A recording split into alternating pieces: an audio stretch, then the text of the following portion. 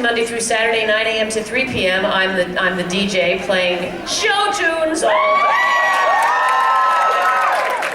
They're so lucky, aren't they? That they're so young and they don't know a world probably without a 24/7 show tune channel. A lot of these people had to come up the hard way. Oh my goodness. Anyway, welcome to Phantom Behind the Mask. It is Broadway's longest running musical. Is it longest running musical? It's London's longest, it's the longest running musical ever. And I'm going to introduce you to everybody on the panel. These people have all been longtime players behind the scenes, on stage, backstage at Phantom of the Opera. We have Kristen Blodgett. And why don't you tell us what you do at Phantom? Oh, is it not on? Can we ask the stagehand how to turn it? No, I'm just... You know how to do it. Oh, it is on. That was magic. He's the Phantom. He's the Phantom. Behind the stages. I am the associate musical supervisor of the show and the musical director of the show, and I conduct the show on a nightly basis.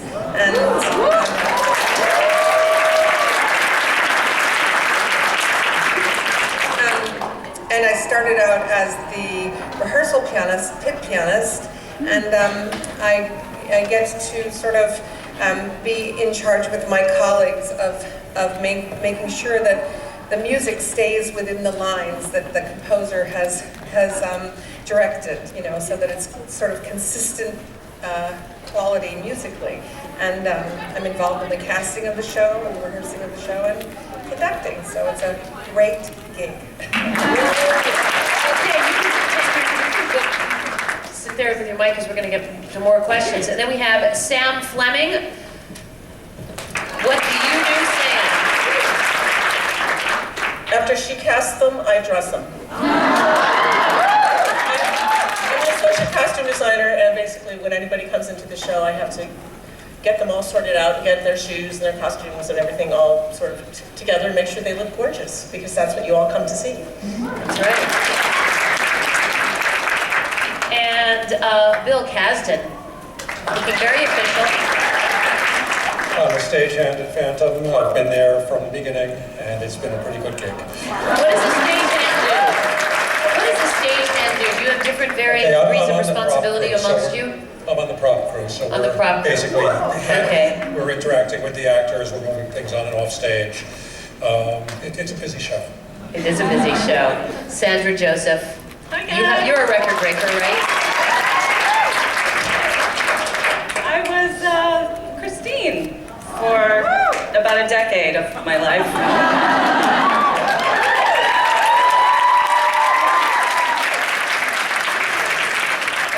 Back to everybody. All right, and Howard McGillin.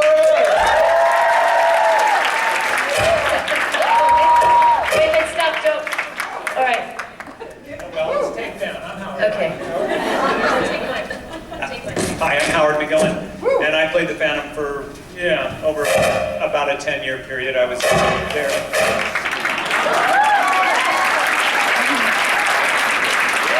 How am I doing so far? Yeah.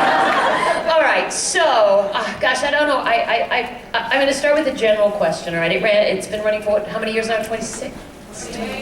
28 years. And I know all of you out there. How many people have seen Phantom once? How many have seen it twice? All right, 3 times. 4 times. Who stopped counting? Who stopped counting? See, there's some diehards here. All right, I want to know, and I may almost have to, I don't know, open this up to the audience later, but so what is it? I was thinking about the show recently, and I've seen it a couple of times, and I saw Howard in it. Is it the beautiful, lush, delicious music that really put it over the edge and took it over the top to constantly and always continue to extend the run and then become the longest running show? Is it the Phantom who's got that broken child that maybe we all associate with, but he's also sexy, but he's also a villain? And well, you know, I think that's viable, right? I mean, really. Why? What's at the heart of this musical that that kept it running when others came close, you know. Others yapping at your heels a little bit, but no, you surpassed all the others. It's a great question, and I don't know that anybody can really explain what creates a phenomenon like this. And it is, beyond a doubt, a cultural and worldwide phenomenon. And I think it's everything that you mentioned. It's the combination of the music, this archetypal, metaphorical thing of the mask, and that's the thing that really strikes a chord, I think, with people, is that we all know what that is, to want to hide some part of ourselves. I think there is this very human belief that so many of us share, that there's some part of us that is fundamentally flawed. And that moment at the end of the show, which was my favorite moment to play, when, you know, it's not a spoiler for any of you, I'm sure.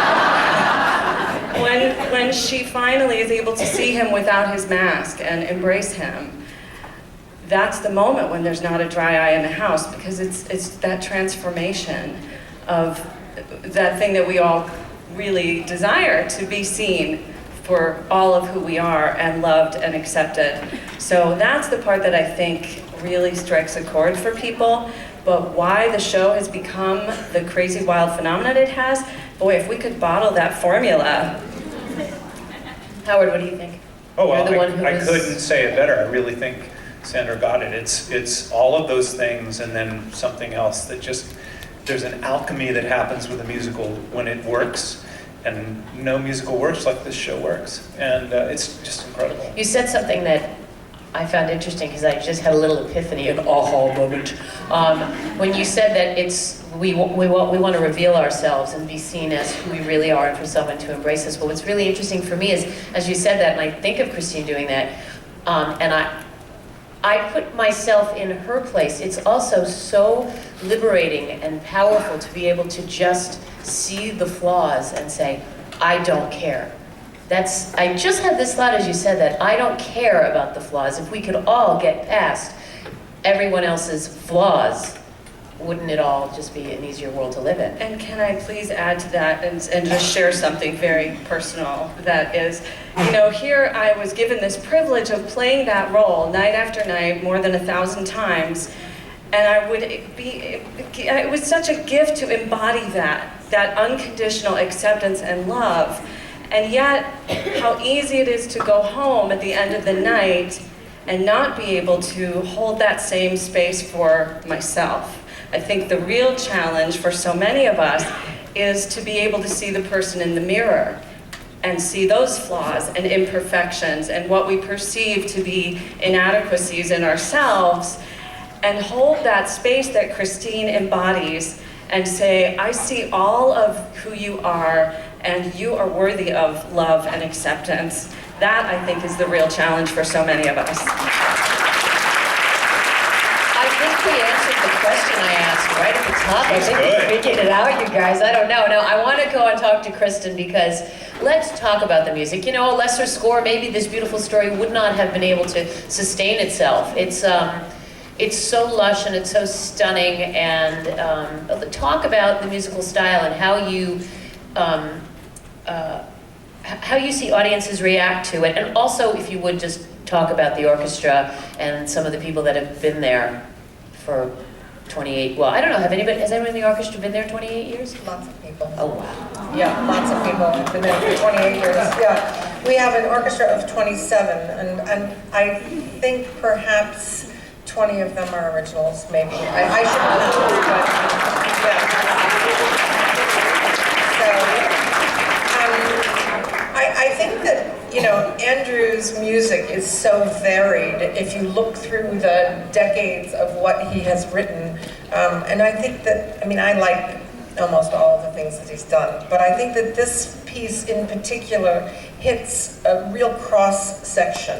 You know, if you like contemporary, it will fill that to a degree. If you like opera, it is legit musical. You know, that's what first attracted me to it, was the legit quality of the show. It required legitimate, good singing, in addition to being brilliant actors and actresses, and being able to move and being able to do everything.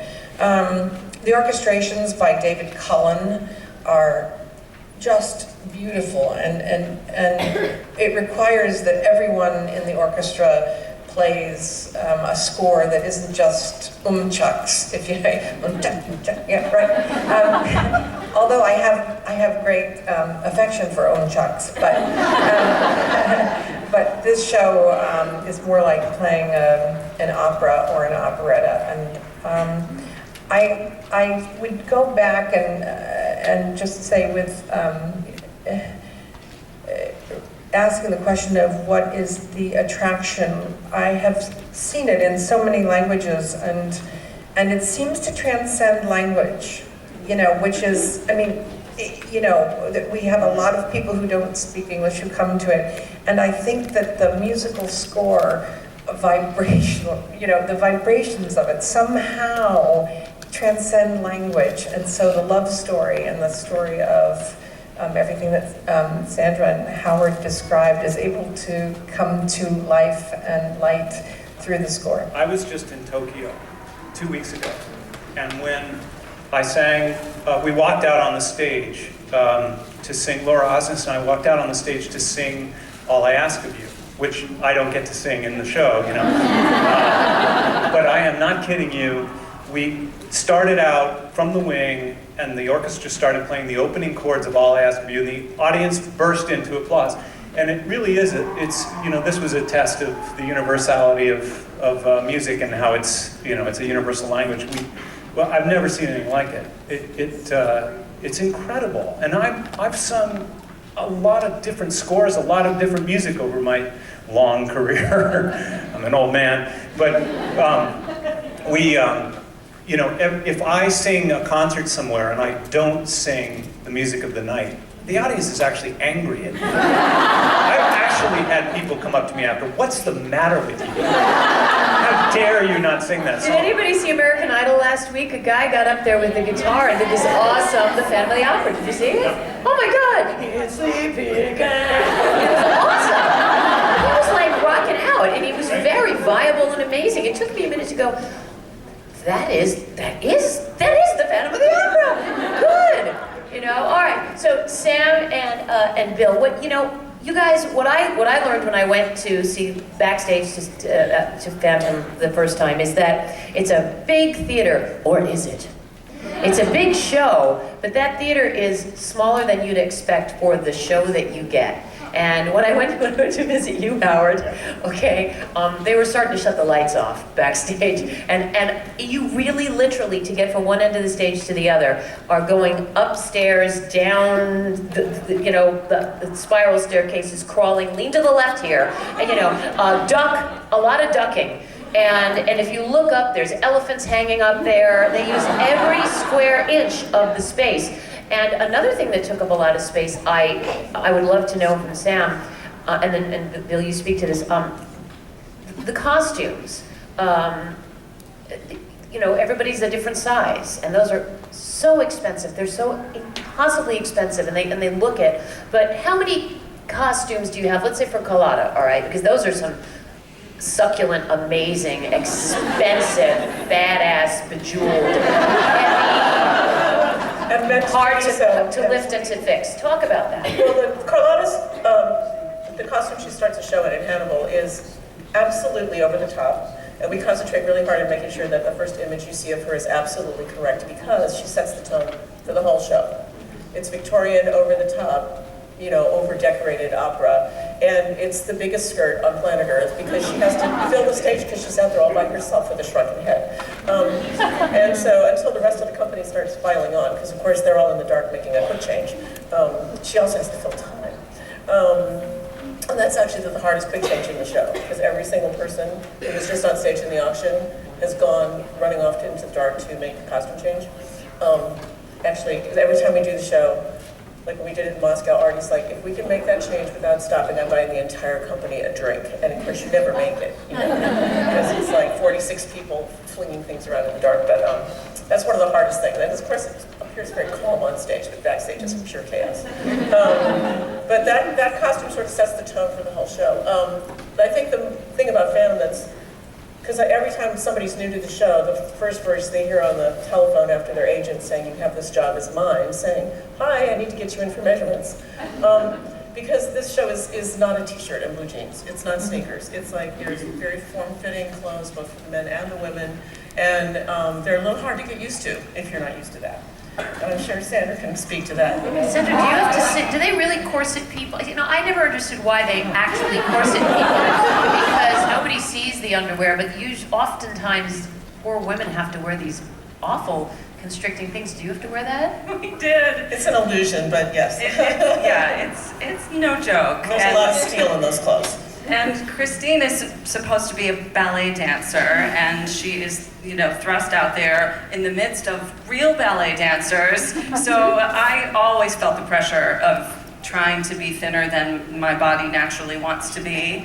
And that Hannibal costume, the first thing you come out there in is basically a one-piece bathing suit. It's a push-up, corseted, tight thing with fringe. They used to pad it. They used to put hip pads and butt pads. I was like, I'm a Lebanese girl from some stocky people. I do not need the padding, Sam. I had to fight hard to get rid of the God gave me plenty of padding. So Sam, when you get a new Carlotta, let's say, then what happens? Do you just go into a room where there's various and assorted heights and widths of Carlotta costumes? Or, well, in the beginning, we used to have usually sometimes 4 months lead time to get new people into the show for principal tracks, but now we have 2 weeks. So is that because you have enough costumes to? Well, because we used to have 4 tours, we do have some leftover costumes.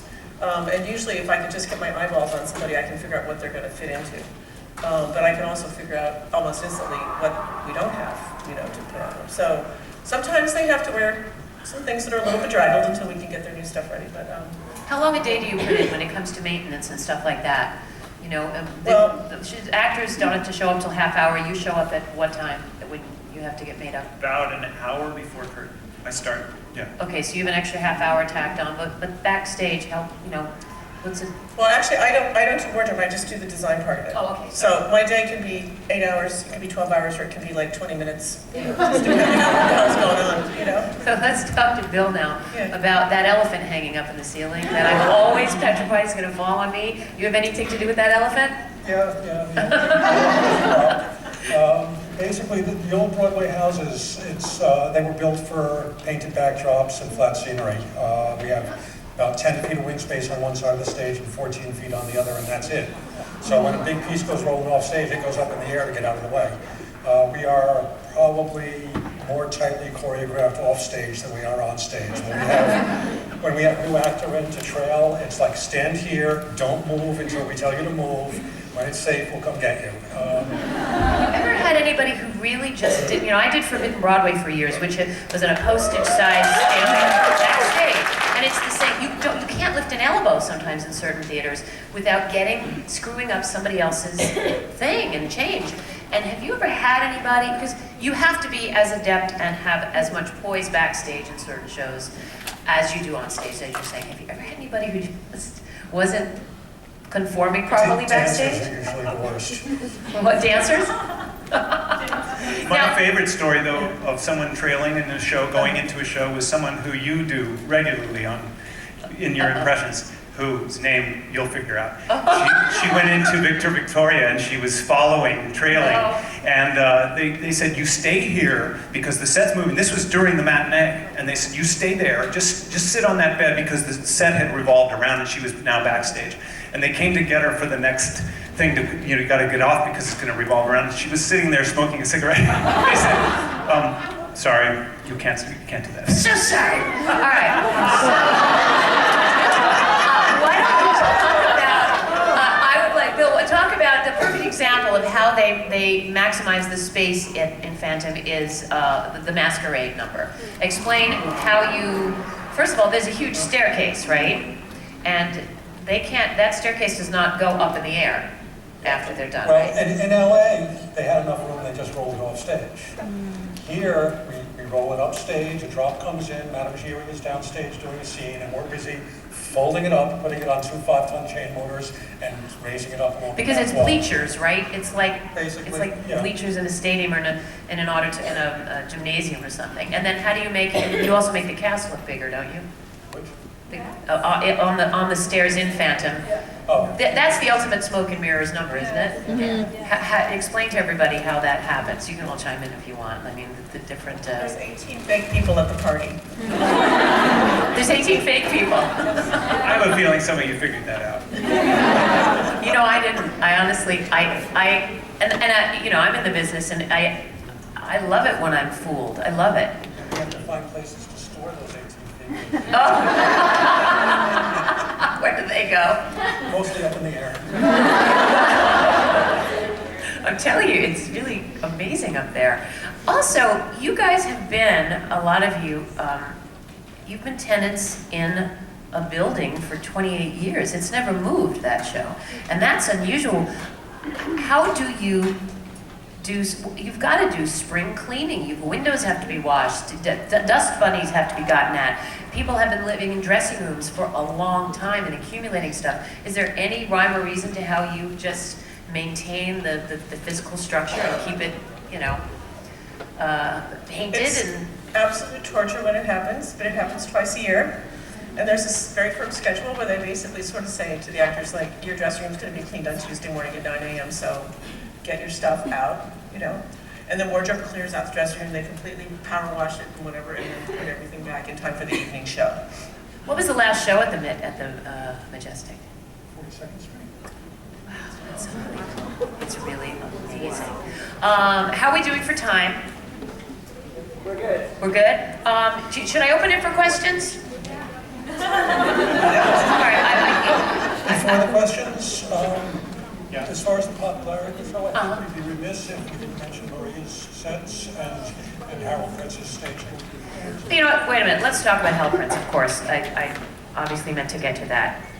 I don't know how many of you know, because you were not all there when it first initially happened, but you know, what can you point to and say, Hal Prince, Harold? All of it. All of the above. All of it? All of it. And why is You that? can see Hal's hand in all of it. I mean, the way he casts the show and the set with Maria. I mean, you can see that it was a collaboration.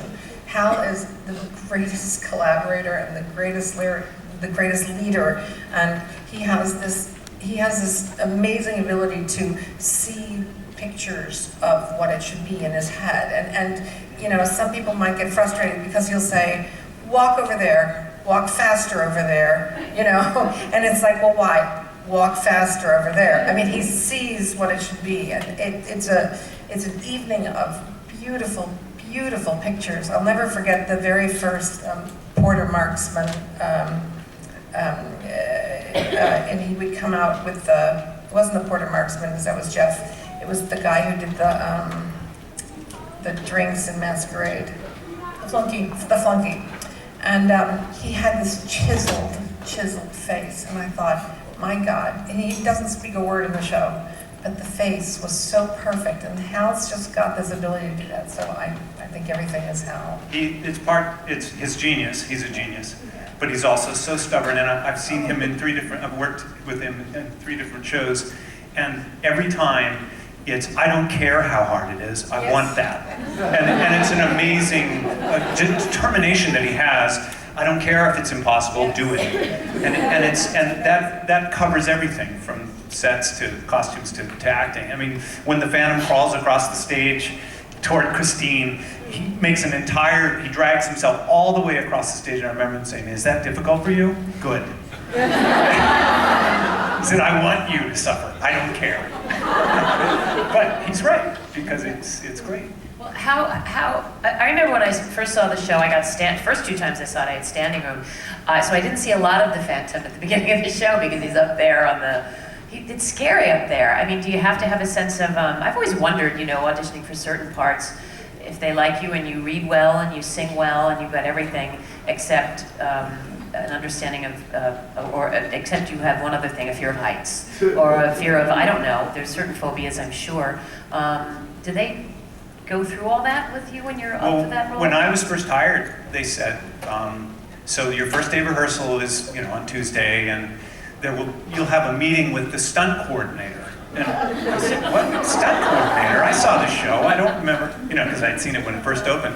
And sure enough, I get there and I just had lunch, which was a mistake. Because the first thing they showed me was the star trap where the Phantom stands on an X that's marked. I don't think it's still actually in use because people were injured, seriously injured by this thing, because literally there was a trap door the width of your shoulders, maybe with 2 inches to spare on either side. And you had to, in that Red Death cape, you had to, and the hat, crazy hat that goes on for days, you had to lift your hand, and that was the signal to the guy to pull the trap. This is a masquerade? What is this? Yeah, at the end of the masquerade. When he disappears, and the smoke goes and he's gone. It was a trap door that you immediately plunge down, free fall. You fall down, and there were these huge springs underneath the trap door that would hit the floor in the basement when you'd landed. But you could not be off your mark by an inch and a half. So, and so that was the first thing I learned after lunch. Don't eat lunch before you meet with the stunt coordinator. Did Hal Prince test this thing out? Oh, God, no. I'm really curious if he did all the things that he made everybody else do, just to prove that they were doable. Were there any scary things that Christine has to do? There were no fear of heights things. She doesn't do any of the climbing, any of that. I had fear of audiences. That was my challenge. So just showing up every night was a challenge for me. But she does a lot of running around backstage. There is, in the All I Ask of You craziness that happens right before, it's actually the lead up to All I Ask of You. You're all nodding. You're like, yeah, we know. She actually runs off stage left, down a flight of stairs, underneath the stage, and then back up another set of stairs and enters singing. So it's a sprint in a giant dress. So there were challenges like that, the physical aspects of trying to catch your breath and trying to sing. And then the hardest note for many of us in the entire show happens right on the heels of that. Do you know what it is? Anybody? Too sore? What it... It's an A-flat pianissimo. It's hateful. And you're so sweaty and out of breath at that point and trying to get your breath back under you.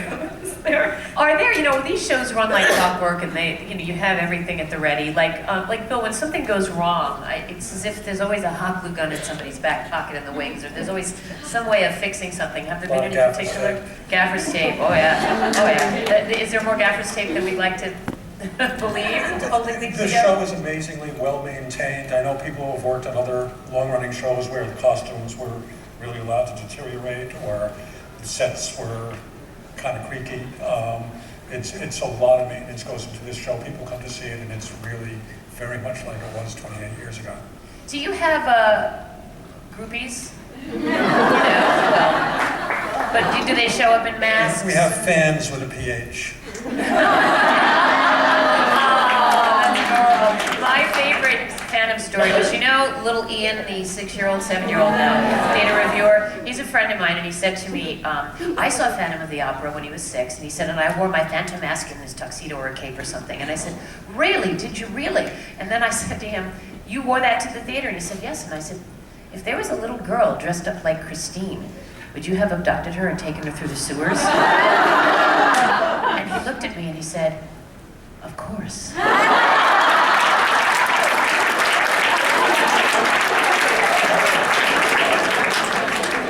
Talk about the audiences, look, long-running shows, audiences,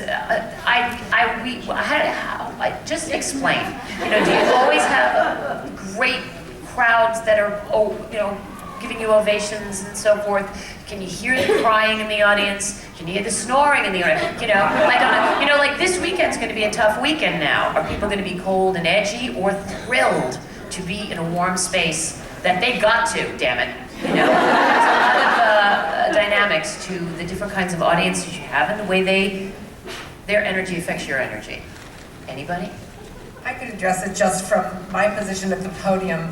It's very interesting because I can feel them at my back. I can feel the energy at my back, and it's one of my biggest thrills actually in conducting, is that, you know, there's energy all around, and then there's this audience energy in the back, and I can feel like, are we losing them? Are we losing them? Do we have them? Do we go? Do we did it? You know, at the same time, I think I'm out of breath. Do we go? You know, it's that energy, which is just so thrilling to be able to feel.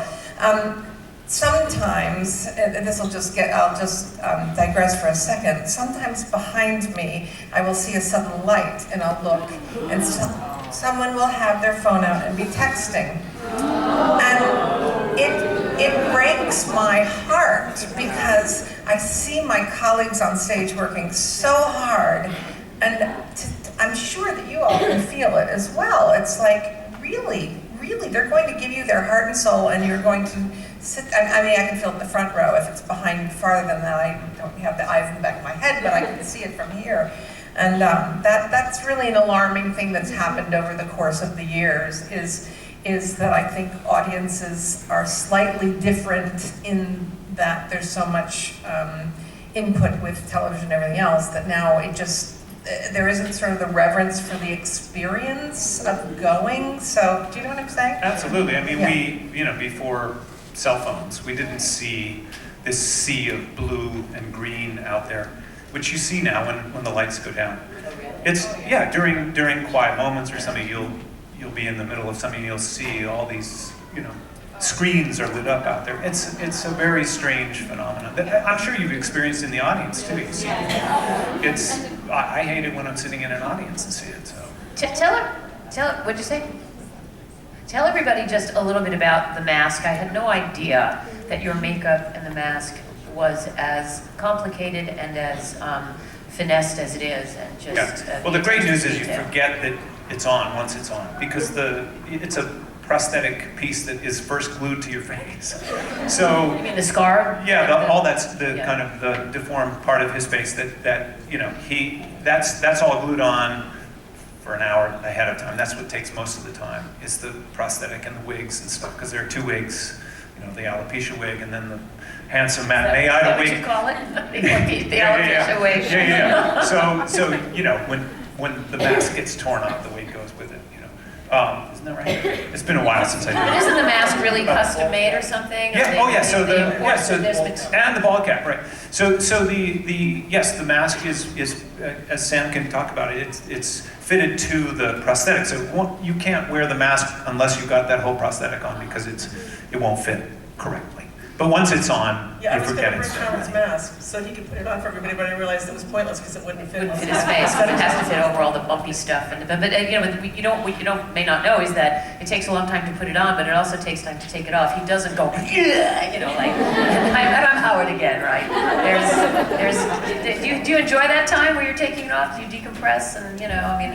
You know. Well, yeah, you can't wait to get it off, because you've just done two and a half hours of climbing ladders backstage. The hardest part about learning that role is, beyond learning the role, is the fact that you're climbing ladders in a cape with a mask and a hat and all kinds of stuff, and then you're being hoisted or falling through trapdoors and stuff. It's a lot of climbing stairs backstage to get to the next thing, and you're soaked by the end of the show. You're just exhausted and sweaty. You know, Sandra said it's just a lot of running around backstage. Well, there again with costumes, I always thought, well, they'd probably, for men in particular, maybe they'd make the suits and the outfits out of something that breathes a little better or whatever, you know. But these poor guys, no, I figured, who can say it's stage magic, but not really. I know the Phantom suit is actually silk. Because Maria didn't like how wool looked on stage. She wanted something that was a little more sexy and a little more luminous. And pretty much everything about the show is between Maria and how they want it to be sexy. It's all about making it sexy. And so the Phantom suit contributes to his heat issues. It is silk. You know. All right, let's take some questions then. Howard, why don't you look around Oh, for okay. me, because This guy here in the red. Hi. It's always... Hello. Hi. Very excited to be here. It's always intrigued me and bugged me that the graphic used for Phantom is not the Phantom's mask.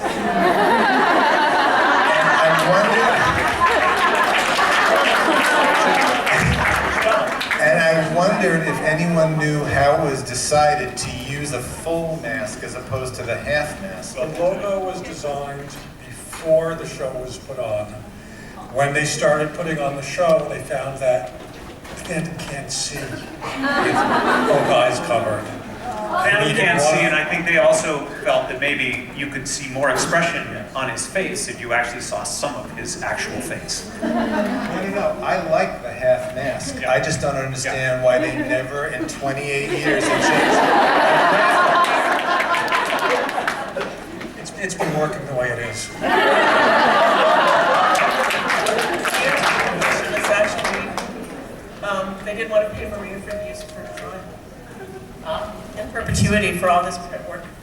That's interesting. That's interesting. They didn't want to change it. Yeah. Who else have we got? Oh, yeah. Questions? Hi, I love all of you.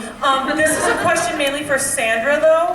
Do you prefer Sandra or Sandra? It's Sandra, but I don't care. Nice. Hal Prince actually called me Sandra at my audition, so now I should probably use that. I felt anointed. It sounds fancier than Sandra. But I know that Christine is one hell of a vocal role. Can you tell us a little bit about how you kept your voice healthy and your body healthy, and how you took care of yourself while you were hitting those notes? Thank you for that question. It is a great question. You know, obviously, those of us who do roles like that rely heavily on our training. You learn how to breathe properly. I actually was a late bloomer. I didn't get started taking voice lessons till I was 16. I know many people now start a lot younger than that. So I learned how to sing correctly and stay connected to my breath. The trick with Christine was it's such an emotionally angst-ridden, difficult role. You know, she's not a happy girl for most of that show. She's going through it. So to bring the emotion through without closing up and doing damage, that was always tricky and something I had to just stay really mindful of. And you know, the boring stuff, you have to sleep. You've heard it all. You have to treat your body well. You can't be out partying till 3 a.m. Well, some Christines probably can, but I could not. So, I asked about fog or smoke, if any. oh yeah, you're breathing that stuff in too. I just want to add something to that. I keep all the audition notes, and I have them in a big closet. And I don't say this just because the two of them are there, but when Sandra auditioned, I wrote down, "This is my dream Christine voice." And it, you know, I always had an idea of what it would sound like, and when she came in, I just remember going, oh, this is it. And yeah, so, and I'll just elaborate for 1 second on the conducting aspect of this. To conduct Howard and Sandra, I mean, to conduct the two of them, that is yet another relationship, which it can either be that we conduct and it's fine, or we conduct and we weave, and the two of these people, to conduct them, it was just like a dream come true. So I don't say that because you're here, you already know that, but as special as it is to you, so special is it to me. I certainly share that right back at you, because it really is like an amazing ballet that you do with a conductor and an orchestra. I mean, obviously they're your foundation, your wave that you ride, they're everything. So no one better than Kristen. I truly wish for all of you the experience of working with someone like Kristen, who gives you so much. I will never forget those auditions because I was petrified, so nervous. You know, when I began to sing Think of Me at that first audition, my mouth was so dry that my upper lip got stuck to my teeth. So I was like saying, think of me fond. I couldn't, I was, and Kristen gives you such support. And it's, you see how expressive she is with her body, and that's part of the job, is to be in the moment and in your body. And I hope that you all professionally, in whatever you do, have someone like that who is, you can feel them with you, can feel them rooting for you. It's such a gift. That's beautiful.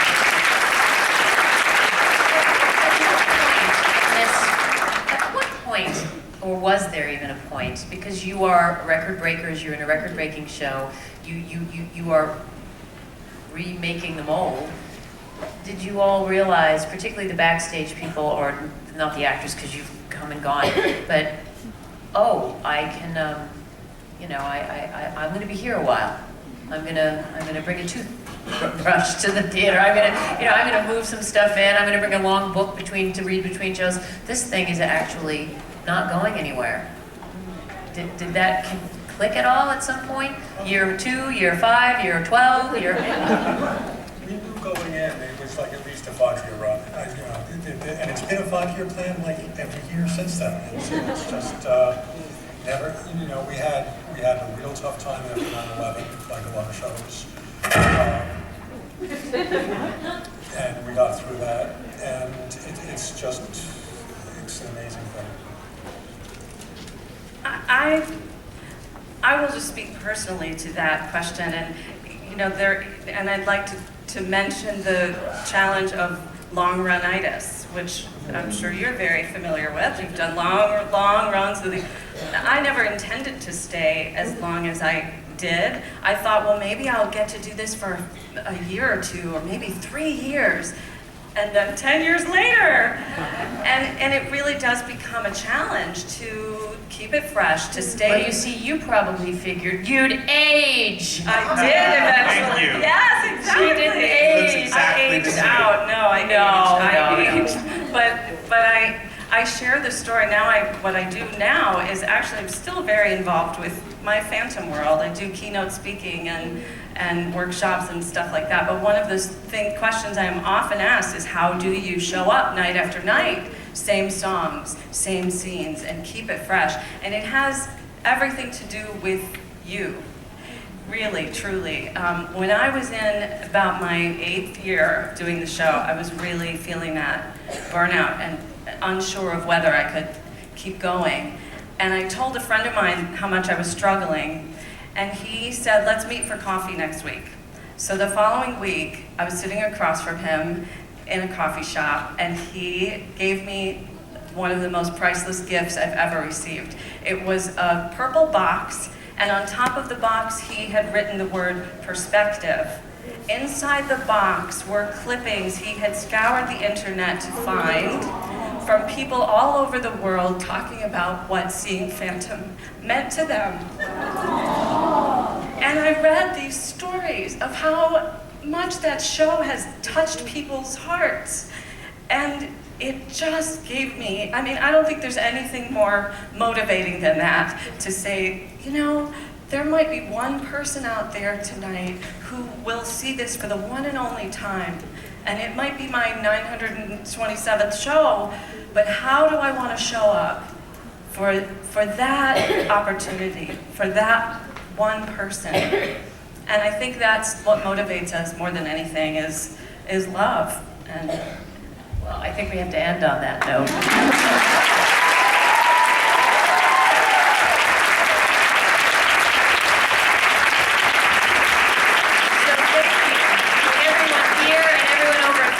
For giving us this jewel of a musical, this incredible representation of what we all love about the theater. Thank